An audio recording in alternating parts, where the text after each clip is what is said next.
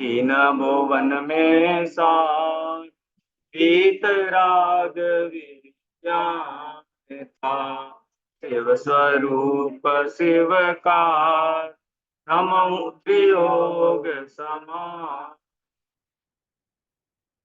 छह ढाला की तीसरी ढाल पे अपनी चर्चा चल रही है, जिसमें जीव तत्व का स्वरूप हमने पढ़ा। और पिछली कक्षा में अजीव तत्व, चेतनता बिन सो अजीव है, पंच भेद ताके हैं। यानी जो चेतनता से रहित है, ज्ञान दर्शन से रहित है, उसको अजीव कहते हैं। छह द्रव्यों में कितने द्रव्य अजीव हैं?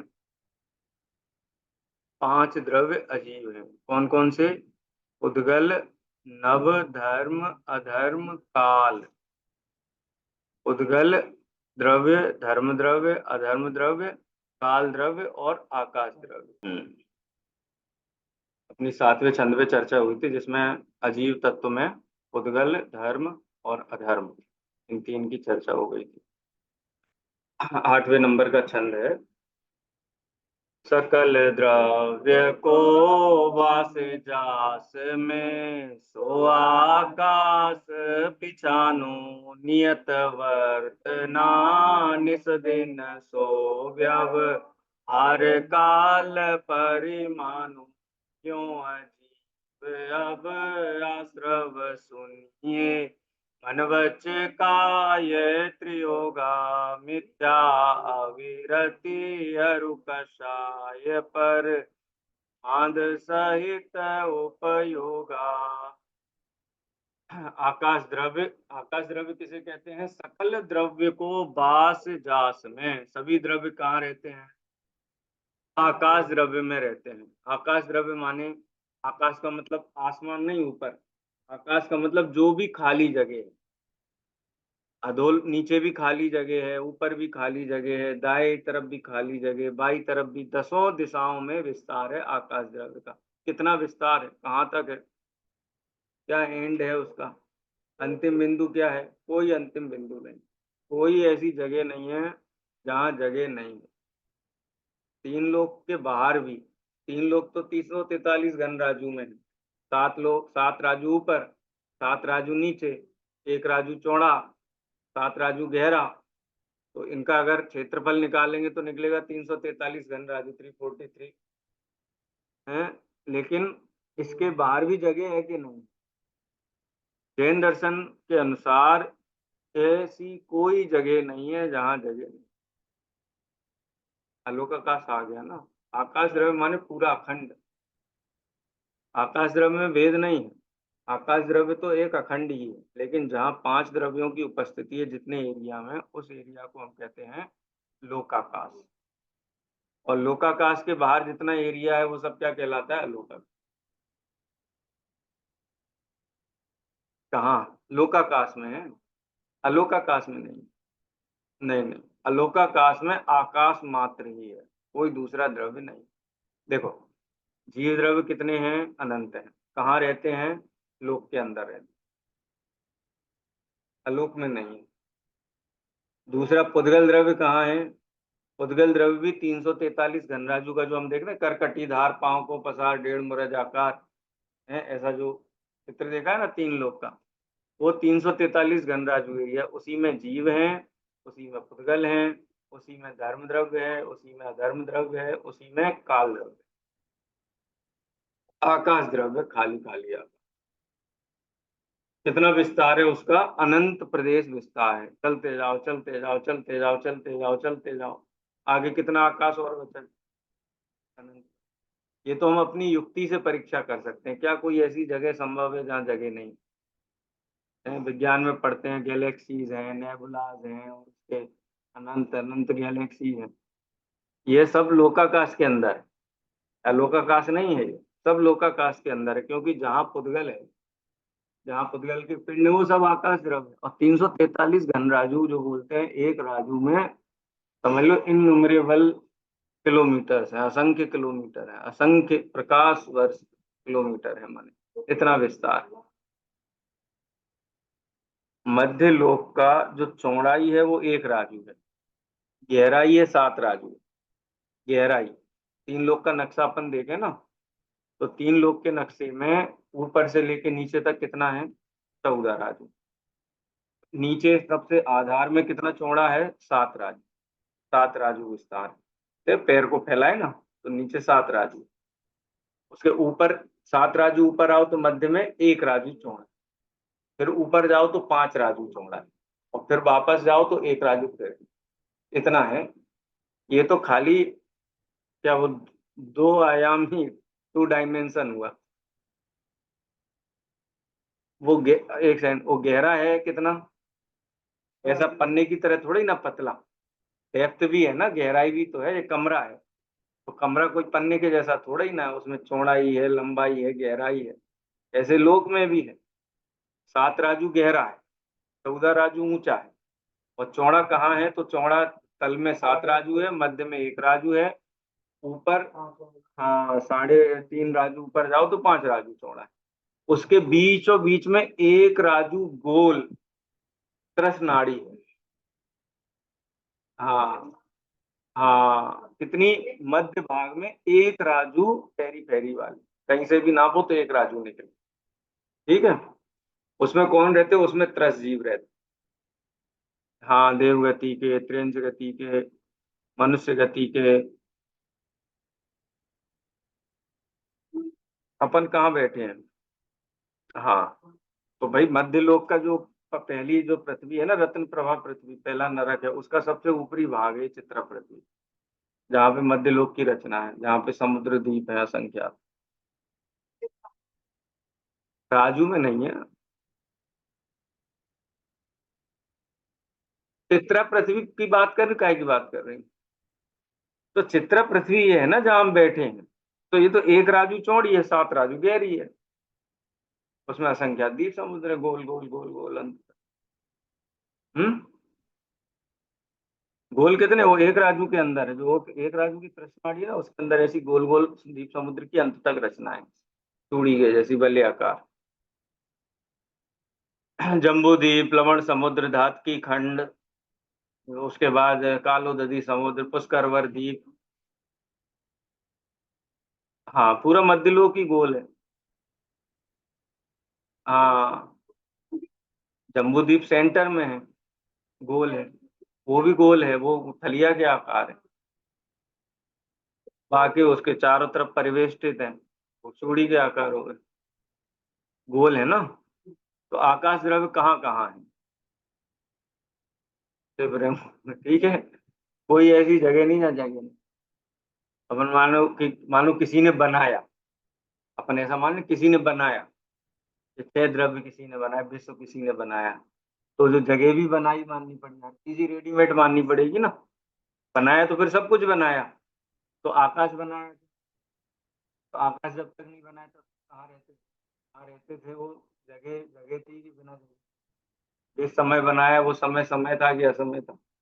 तो ये इन युक्तियों के आधार पर विश्व की संरचना अनादि निधन ठहरती है। अनादि निधन है, इसको न हूं न करे न धरे को, सठ द्रव्य मई न हरे को, इस लोक माहि बिन समता, दुख सहे जीव नित भ्रमता। किसी ने बनाया नहीं।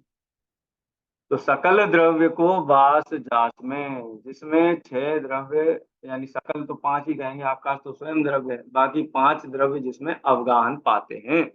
अवगाहन पाते माने रहते हैं। हम कहाँ रहते हैं, स्पेस में रहते हैं। वो वाला ऊपर स्पेस नहीं, जो खाली जगह है उसमें रहते हैं। हमारा मकान कहाँ है, स्पेस में ही है ना, खाली जगह है। तो आकाश के 2 भेद हो गए फिर, कौन कौन से, जहां पर 5 द्रव्य उपस्थित है, वो क्या हो गया, लोकाकाश हो गया।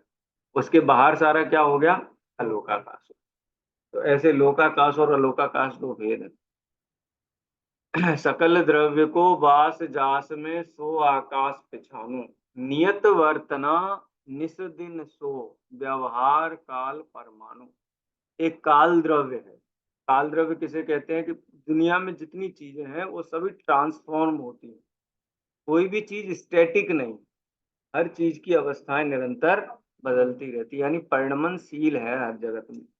अगर मान लो दुनिया में परिणमन नहीं, परिवर्तन नहीं, तो हम यहाँ से उठ सकेंगे, यहाँ बैठ सकेंगे, एक जगह से दूसरी जगह जा सकेंगे, इस लोक से अन्य लोक में जा सकेंगे, अन्य लोक से इस लोक में आ सकेंगे, दिल्ली से अहमदाबाद आ सकेंगे, अहमदाबाद से दिल्ली, क्योंकि चेंज ही नहीं है, सब स्टैटिक। तो इसका मतलब कोई एक ऐसा द्रव्य भी है जो शेष द्रव्यों के परिणाम में निमित्त, कॉज एंड इफेक्ट का जो सिद्धांत है ना, उसमें एक दो कारण होते हैं। एक तो जो चीज स्वयं कार्य रूप परिणमित हो रही है, एक वो कारण होता है, और एक उस परिणमन में जो सहायक होते हैं वो होते हैं। दो प्रकार के, घड़ा बनता है, तो घड़ा किसका बनता है? मिट्टी का बनता है। तो मिट्टी क्या हो गई? उपादान कारण हो गई। अब वो मिट्टी से घड़ा बनता है तो उसमें सहायक कारण कौन कौन है? चाक है, डंडा है, दंड, चाक, चक्र, और कुम्हार। कुम्हार ने अपना जो उसमें दिमाग लगाया, यानी कुम्हार का योग उपयोग, उसने जो परिश्रम किया। लेकिन बिना मिट्टी के घड़ा बन सकता है वस्तुएं। और तो जो स्वयं कार्य रूप परिणमित होता है उसको उपादान कारण कहते हैं, और उपादान जो स्वयं कार्य रूप परिणमित हुआ है उसके परिणमन में स्थूलता का आरोप जिसके ऊपर आता है उसको क्या कहते हैं? निमित्त कहते हैं। निमित्त से कार्य नहीं होता है, कार्य किससे होता है? उपादान से होता है, क्योंकि उपादान ही कार्य रूप परिणमित हो रहा है। कार्य रूप परिणमन होते हुए उपादान में अनेक चीजों को अनुकूल कह करके उनके ऊपर निमित्त पन्ने का आरोप आ सकता है। जैसे सड़क पे कोई कुत्ता किसी गाड़ी के नीचे आकर के और मर गया, तो किसी ने देखा, उसको देख करके वैराग्य हो गया, देखो संसार कैसा आसार है, जो जीव उत्पन्न हुआ है उसकी मृत्यु भी होती, ये संसार रहने योग्य नहीं, उसको संन्यास का भाव आ जाता है। कोई डॉक्टर देखता है वेटरिनरी, तो बोलता है कि अरे ये डॉग तो इस नस्ल का था, मेरे यहाँ आया था इलाज के लिए, तो ढूंढ के उसको फोन करने का उद्यम करने लगता है। वहां पे कौवे और चील इकट्ठे हो जाते हैं, वो क्या देख करके उनको क्या भाव आता है? उनको खाने का भाव आता है। कोई वो हो जो कुत्ते से परेशान हो, किसी को काट लिया हो, तो जिसके मन में कुत्ते के प्रति द्वेष भाव हो, देखा बोले अच्छा हुआ, कुत्ते तो होने ही नहीं चाहिए। तो मतलब कार्य तो एक हुआ, कुत्ते का मरण, लेकिन अनेक अनेक जीवों को उसको देख करके अनेक अनेक परिणाम आ। तो इसका मतलब है कुत्ता किसी के परिणामों का कर्ता नहीं, उसकी जो मृत्यु है वो किसी की परिणामों का कारण नहीं है। प्रत्येक जीव अपनी योग्यता के हिसाब से परिणाम करता है, और जिसके ऊपर अनुकूलता का आरोप आएगा उसको निमित्त कारण कह दिया जाए। तो ये निमित्त उपादान की व्यवस्था है, वस्तु की व्यवस्था है। लेकिन जब कोई भी परिणमन होता है, कोई भी पदार्थ बदलता है, एक अवस्था से दूसरी अवस्था धारण करता है, तो ऐसी अवस्था से अवस्थान्तर में एक निमित्त कारण नाम भी होता है, जिसको हम काल द्रव्य कहते हैं। उसका लक्षण क्या है? नियत वर्तना, नित्य परिणमन में हेतु बनना, हमेशा वो किसी न किसी द्रव्य के परिणमन में हेतु बनता है। अच्छा, फिर ये दिन रात क्या है? दिन रात, पखवाड़ा, महीना, वर्ष, युग, ये भी काल, ये काल द्रव्य तो नहीं है, इनको व्यवहार काल कहते हैं। एक समय माने टाइम का जो माइन्यूटेस्ट इकाई है, जो सबसे छोटी है, उसको समय कहते हैं। छोटी इकाई माने जिसके फर्दर हम दो भाग में विभाजन ना कर सकें, उसको बोलते हैं एक। एक सेकंड में कितने समय होते हैं? असंख्यात समय होते हैं। एक सेकंड में असंख्यात आवलियां होती। आवली माने असंख्यात समूहों के, असंख्यात समयों के एक समूह को आवली कहते हैं। इनकी भी गणना है शास्त्र में, है? एक समय से शुरू करके, और समझ लो कि कितना काल, जिसको बोलते हैं सागरोपम काल तक की गणना शास्त्र में आती है। संख्याओं को तीन भागों में विभाजित करके अध्ययन किया जाता है। जो जैन दर्शन का गणित मान है, उसमें एक से गिनती शुरू करते हैं, उस एक से फिर दो, दो से तीन, तीन से चार, पांच, ऐसे गिनते गिनते गिनते गिनते उनके शलाका त्रय निष्ठापन गुणा करते जाते हैं। तो उसके बाद संख्याएं प्राप्त होती हैं, जैसे समझ लो 1 करोड़, 10 करोड़, ये सारी संख्याएं अपन कहाँ तक गिनते? संख्य तक गिनते हैं। उसके आगे भी संख्याएं, और जैसे पूर्वांग है, पूर्व है, अममांग है, अमम है, लांग है, अचल है, ऐसे गिनती करते करते बहुत लंबी संख्या है। बोलते सबसे बड़ी संख्या को बोलते हैं अचलात। अचलात जिसको गिना जा सकता है, दैट कैन बी काउंटेड, संख्या है। नहीं, नाम वगैरह शास्त्रों में आते हैं, तिलोय परिणति वगैरह ग्रंथ है ना, गणित सार संग्रह गणित का एक ग्रंथ है आत्मवीराचार्य का, उसमें गणनाएं आती हैं। लगद मुनि है, उनका एक गणित का ग्रंथ है। ईसा पूर्व 6वीं शताब्दी है, 5वीं शताब्दी का एक ग्रंथ है। वो द्वादशांग में तो सभी आता है। द्वादशांग में के बाहर क्या है, जितना भी शास्त्र है, श्रुत है, वो तो सब द्वादशांग के अंदर ही आता है। तो इस प्रकार से गणनाएं हैं। तो अचलात्म सबसे बड़ी संख्या है जिसकी गणना की जा सकती है। उसके बाद श्रुत ज्ञान माने हमारा जो ज्ञान कहो, जो उत्कृष्ट ज्ञान है, वो भी नहीं जान सकता। उसके बाद अवधि ज्ञान की सीमा प्रारंभ, अवधि ज्ञान उसको जान सकता है। अवधि ज्ञान 5 इंद्रियों के माध्यम से नहीं होता, वो सीधे आत्मा से ही होता है। और वो जो संख्या को जानता है उसको असंख्यात बोलते हैं। उसके भी भेद हैं, जघन्य, मध्यम, उत्कृष्ट, असंख्यात के असंख्यात भेद। और जहां अवधि ज्ञान की सीमा खत्म हो जाती है, वहां केवल ज्ञान फिर आगे जानता है। तो केवल ज्ञान जिन संख्या को जानता है उसको बोलते हैं मन पर्याय ज्ञान। तो अवधि ज्ञान से भी कम जानता है, सूक्ष्म विषय को जानता है वो। हाँ, रूपेशु अवधे, रूपी पदार्थ को अवधि ज्ञान जानता है। तद अनंत भागे मन पर्याय से, जितना पदार्थ को, रूपी पदार्थ को अवधि ज्ञान जानता है, उससे अनंतवा भाग मन पर्याय ज्ञान जानता है। लेकिन मन पर्याय ज्ञान सूक्ष्म है। सूक्ष्म है माने अवधि ज्ञान में सूक्ष्मता नहीं। कोई सामने बैठा हुआ व्यक्ति है, उसके उसके मन में क्या बात चल रही है, वो उसकी शरीर के जो अंग है, मन है, जिसको हम द्रव्य मन कहते हैं, उस मन को के माध्यम से उसका मन में क्या चल रहा है। हाँ, ऋजुमति विपुलमति माने जटिल से जटिल विचार को भी जान लेगा, अवधि ज्ञान नहीं जान। जैसे थोड़ा बहुत तो मन पर यह ज्ञान तो हमको भी हो ही जाता है ना। थोड़ा बहुत का मतलब, किसी की शक्ल देख करके तो क्यों गुस्से में हो, ठीक है, लेकिन किसी के शकल पे बहुत प्रसन्नता हो, लेकिन मन में कुछ दूसरा विचार। तो अष्टदल कमल के आकार का जो मन है, द्रव्य मन है, उस मन को द्रव्य वो क्या बोलते, भावलिंगी मुनिराज, मन पर ज्ञान के धारी जो मुनिराज है वो जान। कैसा सिस्टम है देखो, मुनिराज तो जान, गृहस्थ नहीं जान। मन पर ज्ञान मुनिराज को ही होता है, क्योंकि मुनिरा मुनि अवस्था वो है कि उनके ज्ञान में कुछ भी आए, वो उसको ऐसे प्रकट नहीं करेंगे किसी से, वो अपने राग देश की वृद्धि नहीं होगी। किसी सामान्य व्यक्ति को मन पर ज्ञान हो जाए तो 2 मिनट चैन से नहीं बैठ पाएगा। नहीं, देवों को भी होता है, त्रियंचों को भी होता है, मनुष्यों को भी होता है। मन पर ज्ञान नियम से मुनिराज को ही होता है। 6ठे गुण स्थान वर्ती मुनिराज, 7वें गुण स्थान में शुद्धोपयोग में रहते हैं। अवधि ज्ञान सबको।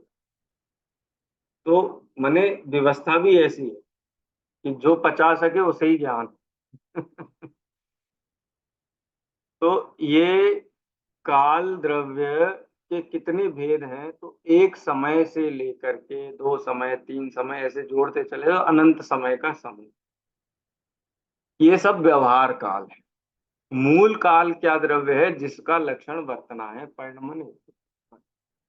ठीक है, अब इनकी जो हम गणना करते हैं, तो 1 घंटे का समय है, तो हमने अपने व्यवहार के लिए 1 घंटा बोला, लेकिन समय तो सूक्ष्म है ना, एक समय का ही।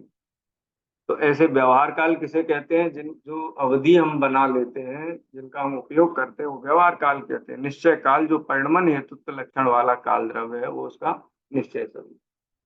ठीक है, निश्चय व्यवहार क्यों कर दिया, क्योंकि ऐसी कोई काल की इकाई नहीं होती है, 1 घंटा 2 घंटा 1 मिनट, ये इकाई नहीं, ये हमने अपने व्यवहार के लिए बनाई। जैसे काल में भेद नहीं होता, शहर अयन, ये काल में भेद नहीं होते, ये हमने अपने उपयोग के लिए बनाए, तो इनको क्या बोलते हैं, व्यवहार काल। और वास्तव में तो काल द्रव्य एक समय ही काल है।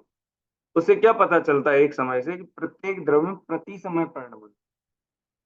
बाल से युवा कब होता है व्यक्ति, छोटा बच्चा था युवा हो गया, एकदम से तो नहीं होता है। सुबह होता है, दोपहर में होता है, शाम को होता है, कब बड़ा होता है, एवरी मोमेंट माने टाइम का जो अनडिविजिबल पार्ट है, उसमें भी कुछ ना कुछ परिवर्तन होता रहता है। लेकिन वो परिवर्तन हमको स्थूल परिवर्तन तो दिखाई देता है, सूक्ष्म परिवर्तन दिखाई नहीं देता।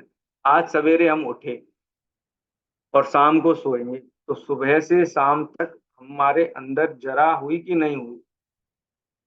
हम बूढ़े हुए कि नहीं हुए?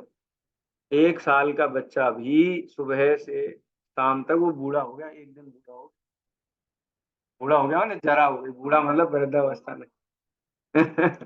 उम्र कम हुई तो कोई परिमण परिणमन हुआ कि नहीं शरीर में, कि एक दिन में ही 6 फुट का हो जाता है?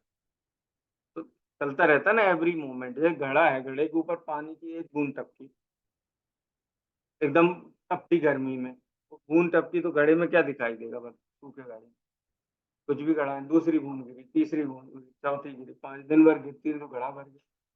तो घड़ा गीला कब हुआ था? पहली बूंद से ही शुरू हो गया ना गीला होना। तो हर समय द्रव्य में परिणमन होता रहता है। ऐसा नहीं है कि एक साथ परिणमन होता हो या कभी परिणमन रुकता हो। इसकी गणना कैसे करते हैं? इसमें निमित्त काल द्रव्य है और इसकी गणना भी काल द्रव्य के माध्यम से ही करते हैं। ठीक है, काल कब से है? काल द्रव्य कब से है? उसका कोई आरंभ नहीं है, काल का कोई आरंभ नहीं है, स्वरूप ही ऐसा है। कोई ना कोई तो बिगिनिंग पॉइंट होना चाहिए। फिल्म देखते हैं तो 0 सेकंड से शुरू होती है, फिर वो चलते चलते 3 घंटे की पूरी होती है। ऐसा इस विश्व में भी होना चाहिए ना। है? होना चाहिए कि नहीं होना चाहिए? होता ही नहीं है। क्यों नहीं होता है? तो जो हेतु स्वभाव है ना, स्वभाव में क्यों नहीं लगता है? अग्नि गर्म क्यों होती है? पानी ठंडा क्यों होता है? जीव जानता क्यों है? उद्गल क्यों नहीं जानता है? काल द्रव्य का कोई आरंभ, आकाश द्रव्य का कोई अंतिम बिंदु क्यों नहीं है? क्योंकि ये वस्तुएं हैं। इन वस्तुओं में प्रश्न नहीं लगता। स्वभावभूत वस्तुओं में कभी भी कोई क्यों शब्द का कोई उसमें उत्तर नहीं है। आकाश द्रव्य ऐसा खाली खाली जगह क्यों है? तो है, उसको ऐसा ही स्वीकार कर। छह द्रव्य की जो व्यवस्था है वो ऐसी की ऐसी ही है। ये छह द्रव्य को जानने से क्या फायदा है? क्या फायदा है छह द्रव्य को जानने से? मैं जीव हूँ, उद्गल द्रव्य स्पर्श रसगंध वर्ण वाला है, धर्म द्रव्य है वो गति हेतुत्व वाला है, अधर्म द्रव्य स्थिति हेतुत्व वाला है, आकाश द्रव्य अवगाहन हेतुत्व वाला है, काल द्रव्य परिणमन हेतुत्व वाला है। ये जानने से क्या लाभ है? ये जानने से लाभ है कि हमको अकृत्रिम अनादि निधन स्वचालित वस्तु व्यवस्था का ज्ञान होता है। तो हमारे माथे टेंशन नहीं रहता कि हमको चलाना। नहीं तो आदमी कहता हम करेंगे तब होगा, है हम करेंगे तो हमने बड़ा किया अपना लड़का 20 साल का पाल पोस के। है, नहीं करते तो 20 साल का नहीं होता फिर तो। है, होता है कि नहीं होता? होता ना। तो क्या कर्तृत्व का बोझा हटता है, निराकुलता होती है। ये निराकुलता का हेतु है ये छह द्रव्य की व्यवस्था को जानना। दुनिया का सारा परिणमन स्वतंत्र है, कोई हमारे अधीन परिणमन नहीं होता है। हमारे परिणमन कराने से परिणमन नहीं होता। जब तक हम अपने अधीन मानेंगे तब तक अधीन तो होता नहीं। माना तो मानता रहे, मानने से क्या होगा? छोटी मान्यता होगी, उससे क्या होगा? उससे प्रसन्नता सुख तो नहीं होगा, क्या होगा? तनाव होगा, टेंशन होगा। तो छह द्रव्य की व्यवस्था को जानने से व्यर्थ की आकुलता नहीं रहती है। मैं नष्ट हो जाऊंगा, मैं मर जाऊंगा, ऐसे मरने का भय नहीं होता है। कोई भी जगत का कोई भी द्रव्य कभी नष्ट नहीं होता है। सोने को आग में डाल दिया तो अब तो जल जाएगा, पूरा खत्म हो जाएगा। खत्म हो जाएगा कि नहीं खत्म हो जाएगा? फिर अच्छा, एक पेपर लो, पेपर को हमको नष्ट करना है, कैसे नष्ट करेंगे पेपर को?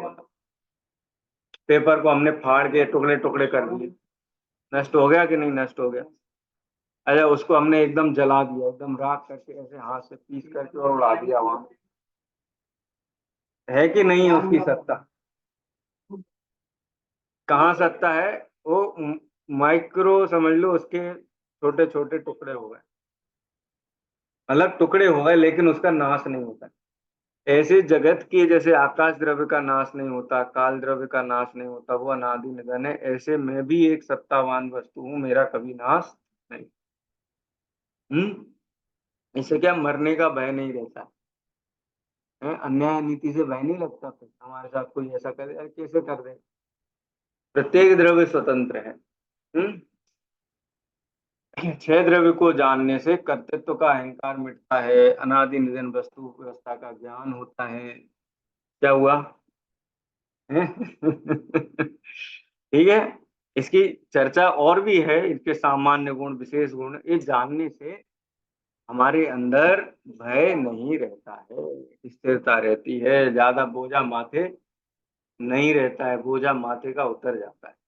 जो बोझा हमने माथे पे रखा है ना, कैसे लेते हैं बोझा माथे पे, हैं ऐसा हो जाएगा तो क्या होगा, वैसा हो जाएगा तो क्या होगा, ऐसा वैसा कुछ होता ही नहीं। प्रत्येक कार्य अपने स्व समय में होता रहता है सहजता से। एक वो था, जुलाहा था, जुलाहा समझ तो क्या होता है जुलाहा, जुलाहा क्या होता है जुलाहा, कॉबलर है, कॉबलर ने बीवर। हम्म कपड़े बुनता है बुनकर, बुनकर होता है। एक गांव में एक बुनकर रहता था, एक बुनकर था अकेला, उसके भीड़ लगी रहती थी गांव के लोगों की, हमारे लिए कपड़ा बना देना, हमारे लिए कपड़ा बना देना। तो ने हाँ ठीक है बना देंगे। उसके गांव में एक बार 10 ट्रक आ गए रुई के, 10 ट्रक भर के रुई आ गई। निकल रहे थे वहां से, ट्रक वालों ने रोक के खड़े कर दिए आराम से, फिर अपने उनके कोई रिश्तेदार रहते होंगे मिलने के लिए, 2 4 दिन खड़े रहे, वो देखा उसको, फिर टेंशन हो गया बहुत। पागल हो गया वो, तो सोचे ये तो कपड़ा हमको ही बुनना पड़ेगा। हैं? हमको ही बुनना पड़ेगा सारा का सारा। तो वो तो अपनी योग्यता से आए, अपनी योग्यता से चले जाएंगे। तुम तो उतने ही बुनोगे ना जितने तुम्हारी बुनने की योग्यता है, तुमको बुनना पड़ेंगे ऐसा सोच करके टेंशन लेते हो तो लेते रहो। हैं? हाँ।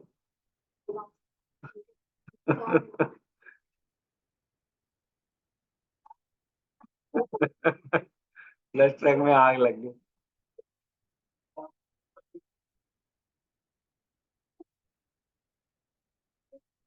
तो ये छह द्रव्य की व्यवस्था जानने से कर्तृत्व का बोझा माथे हटता है, व्यर्थ के संकल्प विकल्प नहीं होते हैं, संकल्प विकल्प नहीं होने से अशुभ कर्म का बंध नहीं होता है, पाप का बंध नहीं होता है। हाँ। माने इसका देखो कोई भी शास्त्र अपन पढ़ो ना, जैन शास्त्र, हर शास्त्र में छह द्रव्य का ही स्वरूप बताया।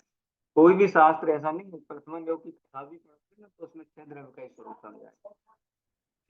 कर्ण योग पढ़ोगे तो उसमें भी जीवा जीवादि नाम तत्वार्था नाम सदैव कर्तव्यम विपरीता विनिवेशा वित्तम आत्म रूपम तत्। कर्णन योग पढ़ोगे तो उसमें भी छह द्रव्य की संख्याएं, भेद, अल्प बहुत, निर्देश, स्वामित्व, साधन, अधिकरण, स्थिति, सिद्धांत, सत संख्या है, 7 प्रकार की प्ररूपा है, सत प्ररूपणा, संख्या प्ररूपणा, अल्प बहुत प्ररूपणा, माने उसी का डिटेलिंग है, सब उसी का, छह द्रव्य का ही डिटेलिंग है। क्यों? दुनिया में छह द्रव्य के अलावा कुछ है ही नहीं। कोई सातवां द्रव्य कोई ढूंढ करके लाओ कि हाँ ये भी हो सकता है, कोई कल्पना करके निकाले। एक तो जीव हो गया, एक पुद्गल हो गया, धर्म क्योंकि जीव पुद्गल गमन करते हो निमित्त भूत एक हो गया, अधर्म गमन करते हुए स्थिति रूप होते तो उसमें एक निमित्त भूत हो गया, रहते हैं तो अवगाहन के हेतुभूत हो गया, ये जो खाली जगह। एक है काल द्रव्य, क्योंकि प्रत्येक द्रव्य परिणमन करता है तो उसमें कोई ना कोई निमित्त होना चाहिए, तो काल द्रव्य, छह द्रव्यों की सत्ता है। छह के अलावा कोई सातवां द्रव्य सिद्ध नहीं होता है। निकालो, सोचो कुछ नया आविष्कार करो, कोई सातवें द्रव्य का जो ख्याल में आता हो। जीव है, पता चलता है, जीव पता चलता है कि नहीं, उद्गल पता चलता है कि नहीं, पता चलता है, आकाश पता चलता है, काल द्रव्य चेंजिंग हो रही है ना, वो भी पता चलता है। जीव और पुद्गल गमन करते हैं, गमन करते हैं कि नहीं करते हैं, तो इनका निमित्त भूत कोई द्रव्य वो भी सिद्ध होता है। ये चलते हुए जीव और पुद्गल स्थिति रूप होते हैं, होते हैं कि नहीं होते हैं, तो इनके निमित्त भूत भी एक द्रव्य स्वीकार किया जा सकता है। इसके अलावा कुछ ढूंढ के निकालो, ढूंढो, होमवर्क। हैं, कोई नया द्रव्य ढूंढो, सातवां। उस पर फिर मैं वो मिलेगा, नोबेल प्राइज मिलेगा।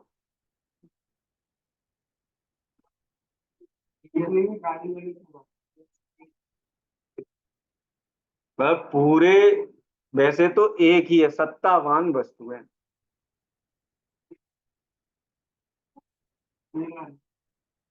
सत्तावान वस्तुएं सभी सत्ता की अपेक्षा समान है, लेकिन क्वालिटी की अपेक्षा उनमें 6 विभाजन किए: जीव, उद्गल, धर्म, अधर्म, आकाश और। ठीक है, इनके अलावा बताओ क्या है? ढूंढो ढूंढो, 3 लोग का चक्कर लगा के आओ, आंखें बंद करो, 3 लोग में परिभ्रमण करो, फिर बताओ। हैं, जैसे अनुमान से तो तो रूप ही तो पुद्गल हो गया ना सारा। कई लोग ये कहते हैं ना कि दुनिया में हर चीज एनर्जी से बनी है, एनर्जी है, मूल कारण एनर्जी है, एनर्जी। कई लोग बोलते हैं ना, जीव भी एनर्जी है, पुद्गल भी एनर्जी है, सारी एनर्जी है। नहीं तो जैन धर्म एनर्जी नहीं कहता है, लेकिन जैन धर्म ये कहता है प्रत्येक वस्तु सत्तावान है, एग्जिस्ट करती है और परिणमनशील, परिणमन होता है, उत्पाद व्यय द्रव्य युक्तम सत। जो भी सत्ता है वो कैसी है? उत्पाद व्यय द्रव्य युक्त है। उत्पाद माने उसमें नवीन पर्याय प्रति समय उत्पन्न होती है, पुरानी पर्याय का प्रति समय व्यय होता है, और ध्रुव, तो भी वो वस्तु बनी रहे। ये उसका एनर्जी पार्ट है। अलग अलग नाम भाई, जो भी परिकल्पना होंगी एग्जिस्टिंग विश्व के बारे में, जो है नहीं उसके बारे में परिकल्पना कैसे करेंगे? लेकिन उसको नाम अलग अलग दे देते हैं। कई लोग ऐसे अंधे के हाथी के समान है, किसी ने किसी पक्ष को तो जाना और एक कान से कह दिया यही है, नित्य ही है, बस अनित्य नहीं है, परिणमन नहीं होता कोई भी, कूटस्थ नित्य है, कोई परिवर्तन। अरे भैया, ऐसी कूटस्थ नित्य वस्तु का हम क्या करेंगे बताओ? क्या करेंगे? कोई चेंज ही नहीं होता है। दुख से सुख रूप अवस्था, सुख से दुख रूप अवस्था, पाप पुण्य की अवस्था, ये लोक परलोक की व्यवस्था, बंध मुक्त की व्यवस्था, कोई चेंज ही नहीं होता, तो ऐसा उपदेश सुन के क्या फायदा? कुछ तो चेंज नहीं होगा। कुछ बदलता नहीं है, तो हम तो दुखी हैं। बदलेंगे कि नहीं बदलेंगे? वो कुछ बदलता ही नहीं। तो कूटस्थ नित्य वस्तु सिद्ध नहीं होती। ऐसे ही क्षणिकवाद है एक, यत सत तत् सर्वम क्षणिकम। जो बौद्ध है ना, वो कहते हैं कि जो भी दुनिया में है वो सब क्षणिक है, हर समय नष्ट हो जाता है। मैं प्रेजेंट मोमेंट में जो हूँ, वो प्रेजेंट मोमेंट बीतने के साथ ही नष्ट हो जाता है, रहता ही नहीं। अगले समय नया पदार्थ उत्पन्न होता है, प्रति समय नाशवान है। वो कहते हैं जीव नाम का कोई पदार्थ होता ही नहीं, जीव नाम का कोई पदार्थ ही नहीं होता है। जैसे खटिया नाम की कोई वस्तु नहीं होती है। खटिया क्या होती है? 8 लकड़ियों के समूह को खटिया कहते हैं। 4 पाए और 4 जोड़ने वाली लकड़ियां, तो क्या बनी? 4 पाई बन गई। 4 पाई नाम की वस्तु है क्या? कोई वस्तु नहीं। तो बोले ऐसे जीव नाम की भी कोई वस्तु नहीं। अज्ञान, संस्कार, ऐसे 5 चीजें हैं, वो 5 मिलकर के जीव बनाते हैं, और जब ये नष्ट हो जाते हैं तो जीव, जीव भी नहीं रहता है। 8 लकड़ियां तोड़ के अलग कर दो, खटिया रहेगी? नहीं रहेगी। ऐसे हैं, छोटी सी तो भी 8 जोड़नी पड़ेंगी ना, छोटी करके जोड़नी पड़ेंगी। तो ऐसा जीव का स्वरूप तो नहीं है कि जीव रहे ही नहीं, नष्ट हो जाए। क्योंकि यदि जीव को नाशवान माने तो बाल्यकाल से ही बच्चा, छोटा बच्चा जब पैदा होता है तो उसको राग द्वेष क्रोध कौन सिखाता है? Who trains that you should be get angry, you should be get proud, you should feel pride in something? कौन सिखाता है बताओ? है, किसने सिखाया? पैदा होने के बाद कौन से स्कूल में जाके सीखा? कौन? अच्छा, गाय को गुस्सा आता है कि नहीं आता है? आता है। कुत्ते को आता है? बिल्ली को आता है? चूहे को आता है? चींटी को आता है? को आता है, क्यों आता है? कहाँ सीखा उन्होंने?